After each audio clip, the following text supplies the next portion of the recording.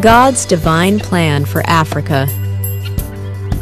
As we worshipped, I saw a woman carrying and taking care of a baby boy till he grew up and was able to walk on his feet all by himself. As he grew, his mother would sit him down to teach and instruct him on the way he should go. Proverbs chapter 6, verse 20 came to mind. "My son, do not forsake your mother's teaching."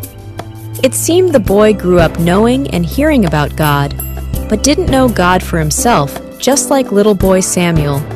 2 Samuel chapter 2, verse 21b, 2 Samuel chapter 3, verse 7. He and his mother were to climb multiple staircases that will lead them to the Lord's throne. It seemed to me that the staircase represented holiness, because the higher they climbed, the more holy they would become. And at the top of the staircase was the Lord's throne. Much time had passed when the boy climbed the staircase with the help of his mother. From this part in the vision, the little boy had grown in stature and no longer climbed the staircase with his mother.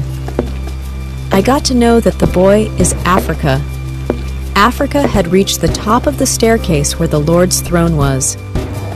In his hands was a chest full of gold coins, which he presented to the king who was seated in the midst of other beings.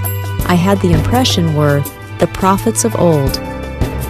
Amongst the prophets was Samuel, son of Elkanah. Africa walked towards him, and prophet Samuel laid his hands on his head. The king, who was still seated on his throne watching all that was happening, spoke up and said, "Africa will be as a prophet to other nations. Pray that the heart of Africa is one with the Lord's, for there are many that would want to turn his heart away from the Lord." Thus the reason for the external influences.